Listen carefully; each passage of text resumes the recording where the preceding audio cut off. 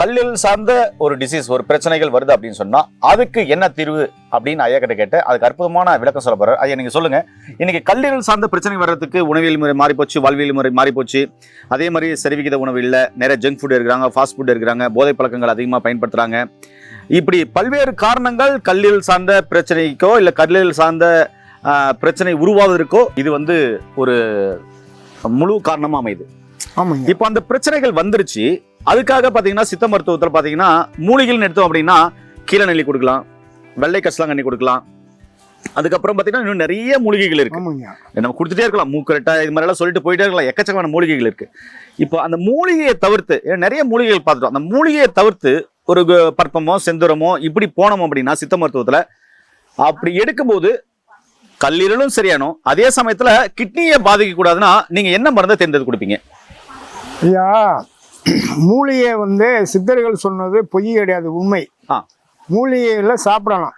இப்போ கல்லீரல் போச்சுன்னா இப்போ மஞ்சக்காமாலைக்கு வர பாதிப்பு வேற. அதுபோக இன்னைக்கு நீங்க இப்ப சொன்னது மாதிரி ஆல்கஹால் அதிகமா பரவிருச்சு. அப்ப ஆல்கஹால் சாப்பிடும்போது அது கொண்டு வர நோய் கல்லீரல் வீக்கம் அதிகமா கொடுத்துடும்.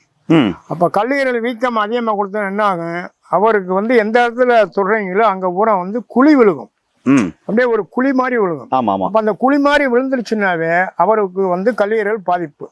அப்ப அதுக்கு சித்த மருத்துவத்தை பொறுத்தளவுல சித்தர்கள் சொன்ன பொக்கிஷத்துல இந்த அன்னபேதின்னு ஒரு மருந்து இருக்குங்க.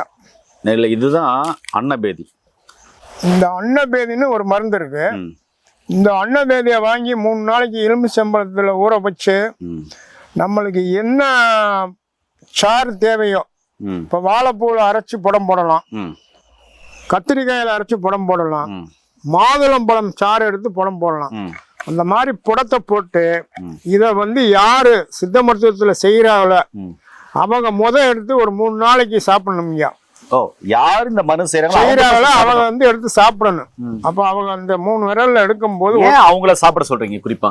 காரணம் என்னன்னா, நம்மகிட்ட வர பேஷண்ட் மரணத்துக்கு போக கூடாது. ஆமா, ஏன்னா ஒரு உயிரை காக்குறவரு தான் வைத்தியர். ஆமா, அவர் போயிடக்கூடாது. இந்த மருந்து செய்யறவர் சாப்பிட்டு போனா ஒண்ணும் பண்ண அடுத்த வைத்தியர் உற்பத்தி ஆகிக்கிறாரு. அதாவது பேஷண்ட் சாப்பிடாது முதல் அப்படி ஒருவேளை மருந்து சரியில்லை வைத்தியம் சாப்பிட்டியா ஒண்ணும் பிரச்சனை. அந்த மருந்தே கொடுத்து மக்களை காப்பாற்ற முடியாட்டு அவர் எதுக்கு அது வைத்தியரா இருக்காரு? 2 ஆடு மாய்க்கலாம், 2 மாடு மேய்க்கலாம்ல, அதுல காசு நிறைய சம்பாதிக்கலாம்ல. ஏன் நேயர்களே, உங்களுக்கும் கல்லீரல் சார்ந்த பிரச்சனை இருக்கா? உடம்புல ரத்தம் குறைபாடு இருக்கா? கவலைப்பட வேண்டாங்க. கீழே போற நம்பருக்கு கால் பண்ணுங்க. படிச்ச பட்டதாரி மருத்துவ மூலமா ஐயா கொடுக்கிற இந்த மருந்துகளையும் ஆலோசனைகளும் பெற்று நோய் நொடி இல்லாம ஆரோக்கியமா வழங்க. மீண்டும் இன்னொரு அருமையான பதிவில் உங்களை சந்திக்கும் வரை உங்களுக்கு விடைபெறுவது குடும்பத்தில் ஒருவனாக உங்கள் அன்பு சொன்னார். நன்றி, வணக்கம். வணக்கம் ஐயா. சிவ சிவ சிவ.